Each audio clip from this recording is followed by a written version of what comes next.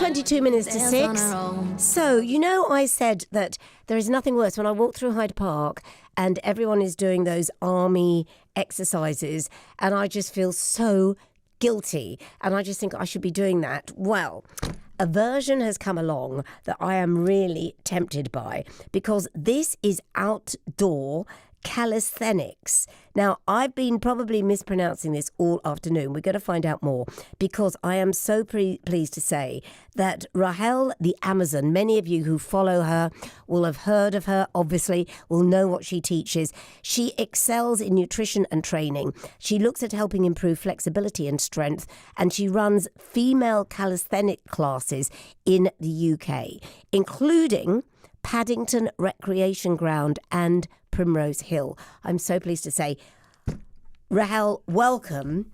You look like your product. You are so healthy looking. Hi, Jo. Thank you so much. That's so lovely of you. Well, you bounded in here, just glowing. But you said that you were at in Cardiff this morning. Yes, I taught a workshop there just yesterday and came back today to be here. Took the earlier train as well to see you. Thank you. Thank you so much. So can I just ask, am I pronouncing, is it calisthenics? It is calisthenics, yes. So is that what someone like my mum used to do? So it's quite an old form of exercise. I'm really glad you asked. Actually, the answer is no. In a sense, the way that some people know calisthenics, that's not it.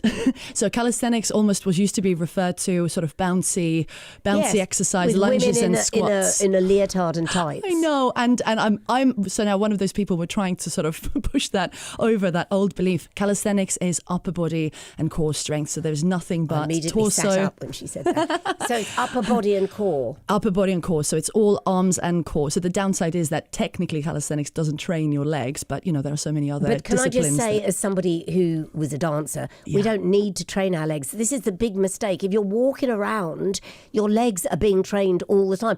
And I see everyone working on their legs, getting these great big muscly legs. Sorry, everybody. You don't need to. Your legs are toned from walking about and holding you up. Am I right? Absolutely true. And in calisthenics especially, having a heavier lower body is actually a disadvantage. So it is all about that sort of upper body strength to lower body mass ratio. So you want to be stronger and lighter. If you are heavier in the lower body, you just have to get stronger in the torso. So you do this outdoors. Yeah. What are you using? Are you using equipment? We do use some equipment to assist. All we essentially need is one high bar.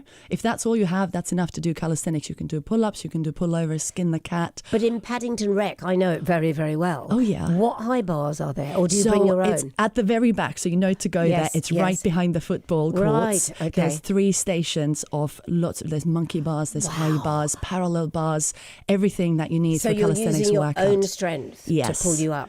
I have this stomach. I know I don't want people to... No, you haven't, Joe. I have. I know. We all know our own bodies. Would it be good for a stomach? So this is now the part where I can help dispel an old myth. Right. We can build muscle, but we can't sort of reduce body fat. So this is usually people want to do abdominal exercises to lose a bit of belly fat. But often I don't know if it's fat. I think I've just lost muscle. I don't. Okay. It's because I don't use my core. If I hold it in, it will go flat. In that case, yes. Doing core work, doing calisthenics it will help you sort of flatten and trim and really firm up the abdomen. You are living evidence of it. I mean, Thank you so much. So how often would you practice this? So me, myself, 5 to 7 times a week. I do try to fit in still leg training as well. So especially when summer comes, I'll be in the park almost every day. Right. So 5 to 7 times. For people listening then, and they want to follow you and they can't get to Paddington Recreation, do you teach online? At the moment, no, but there are big plans ahead. So let's say yes, soon, yes. But for now, it's weekend mornings and weekday evenings at Paddington Rec. Okay. And that's 3 times a week. I've done different locations as well. But so you're going to be there, right? So it's not every just week. one off. You're going to be there every week. I am all summer. So from April to October, I'm outdoors, and in the winter we try to get by indoors. But calisthenics is an outdoor sport. It's no ceiling, no roof, just sunshine, happy. And just look at your skin. You just look so alive. Thank you. I'm 68. Do you think I'm a bit old to start doing? Not at all. I've got actually 60 and 70-year-old clients doing headstands and handstands in their home homes as well. But there you go. Yeah. So I'm so glad that I'm here because I could really dispel dispel all those myths. Whatever age group, whatever height, weight, it doesn't matter. So anybody can do calisthenics. And people are going to worry about injuries. So is it fairly safe? Do you do a long warm-up? We warm up, but let's put it like this. So under my watchful eye, everybody is safe. So yes, caution is always there. I never push anybody too far out of their comfort zone because fear is a huge factor. There's a lot of skills that require being upside down, and many of us won't have been upside down since we were 9 and we were on a playground. So that's where we take small steps. So when you say upside down, I mean, I do headstand because I do yoga, but are you, where in Paddington Rec, where are you doing upside down? On the grass? No, on the bars. So we'd be hanging upside down on the bars, hanging by the legs or hanging by the hands. So can I just say to everybody, you should, my yoga teacher said everyone should go upside down once a day. You should just do it for the fluid in your spine, for the circulation in your head. Better than a facelift, everybody. Better than Botox. If you go upside down, it's so good because it's like...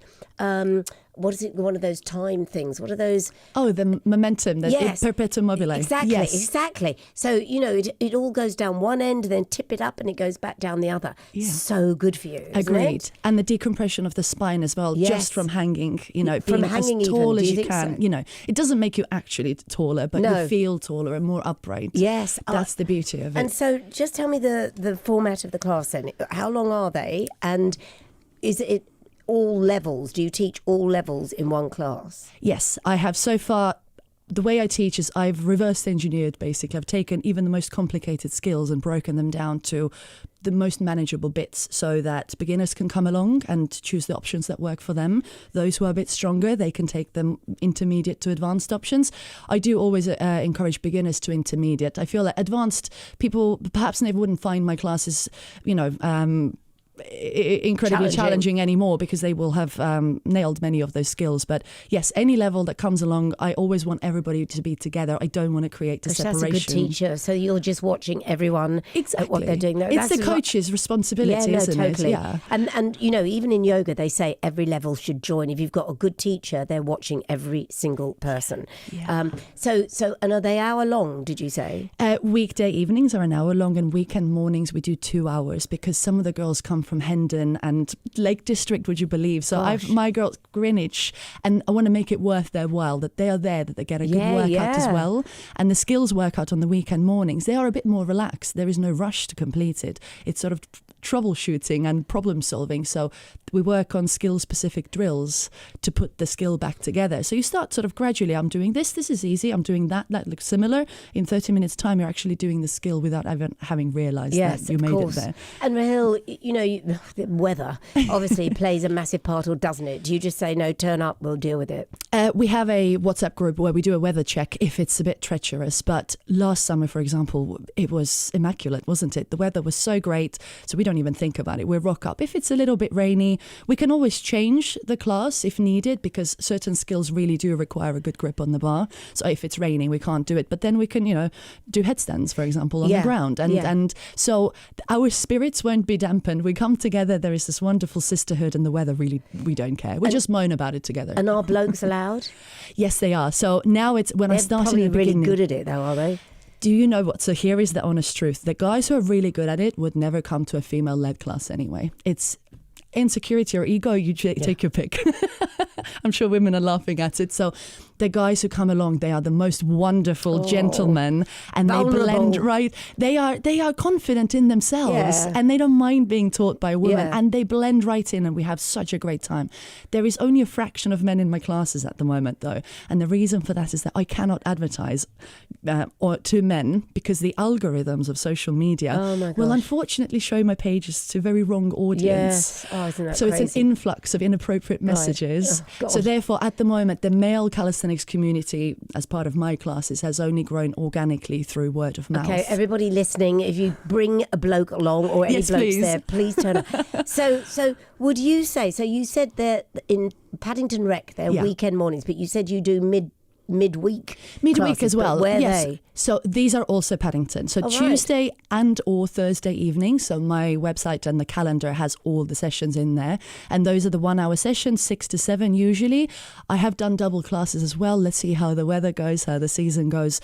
Everyone comes from work, gets a good workout in, goes home, has a lovely, relaxing evening afterwards. But also I would say the weekend, set yourself up for the weekend and do. What would you recommend then as a beginner? 1 morning a week, 2, or... I mean, it sounds addictive, actually, which is when exercise is brilliant, when you get addicted to it. It absolutely is. And I think this is also, like calisthenics and Cali with the Amazon is addictive in a really nice way, because it is that wholesome family feeling. Everybody comes along and you immediately make friends. Other people's goals and achievements are your goals and achievements. So that's what gets addictive. We come along, we have belly laughs every time. So the question, the answer to your question is, are we thinking about strength and skills? What is your interest? Because if you are interested in conditioning once a week on a weekday evening, that's perfect. You get stronger as well. But if you also want to just really learn those core skills that you might have seen me do or other people, then come on the weekend mornings. And I will show you in 1 hour already, and then we'll refine it in the second hour that you can do what I do. I assume that you don't eat beforehand. Well, yeah, you don't want to eat a heavy meal in the sense that it will, you have to brace your core. Yeah. You might feel a bit nauseous if you sort of have soup beforehand, for example. So can I ask you about, because you are a nutritionist as well. Yes, I am, yes. So do you take supplements? Well, yes and no. So very, very few. I try to get my nutrients, vitamins and minerals from real food, as it is nowadays, but supplements in a sense that I sometimes have some protein shakes as well. I have taken collagen. Some of my clients are big on that. We always do research together because they want to find the most optimal things. Well, I have an osteopath that comes on this show. Oh, excellent. And she promotes collagen. She went, it's what everyone should really be taking. Yeah. And men and women. So you actually you endorse that? I'd say yes, collagen and also creatine for women if they want to get stronger. What's that? What's the so creatine is created naturally in our bodies anyway, and can be taken in from food, but especially for women who do want to get stronger, or even if they're just starting out, it is just an excellent way to basically get more bang for your buck out of your training. So your body stores more energy. So for you to be available when you go to the gym, that's like in the shortest sort of form. Wow. So creatine is one of the very few supplements that really does work. And I've just met you, but I can tell that you would be, I bet you're outdoors all the time. You're always. So have you ever been ill where you haven't been able to go out? Because, I get addicted, like I was addicted to yoga for ages. And if I had a cold or anything, you always think, no one ever knows, should you work through it? Yeah. Or should you let your body rest when you're ill? I can't imagine you resting, do you? I don't. Well, you're going to be surprised. I'm not even ill, really. I don't fall I'm not ill. surprised. You look like you've never been ill. But if it's a cough, do you think that's because you've been outdoors? Yes, exactly. Yeah. We joke about it. I said I'm literally playing in the dirt and the dust every day. So yeah, I'm going to put it down to that. Since I was little, playing in a haystack. Yeah, I'm sure. So my immune system is like that. I bet. So you wouldn't if you had a cold or something. You don't rest. You just go through it. Yeah, because if it's just a cold or a cough or a sinus or something, it would be harder to breathe. But no, I wouldn't let that hold me back at all. But if it's something that comes with aches and pains and you just feel a little bit run down, it is good to give your body a chance to rest because it's already fighting something. Yeah. So don't do anything too strenuous for a few days and you'll be back to yourself soon. And then you can go hard again. Honestly, I think you're amazing. Let me give everyone the details. If you would like to book a session, so the thing is to book, don't just turn up. Yes, please. Yes. So you go to, you need to spell this out. Rahel, it's spelt Rahel. Rahel. Yes, Rahel, yeah. Such a beautiful name. Thank Rahel. You. Rahel, the Amazon, all one word. Rahel the Amazon. Rahel, sorry. That's okay. Rahel the Amazon, all one word, .com. And that will have the timetable to Paddington. So that has, yes, all the details on the booking, the calendar. So at the top it says Cali with the Amazon. And the same name, I'm on every social. So you can find me and message me and I'll help you book. There you go. And if the weather is inclement and they have to cancel, there's a WhatsApp group, but you'll find that out once you join so that you don't turn up and no one's there. Yeah. But I bet Rahel is there. whatever the weather, she will be there. I've really enjoyed meeting you. Thank you. Me too. Thank you, Jo. I honestly think we should all give this a go. And any bloke out there, go on, because she can't promote it on Instagram. So just go along. Yes. Thank you so much. Thank you, Jo.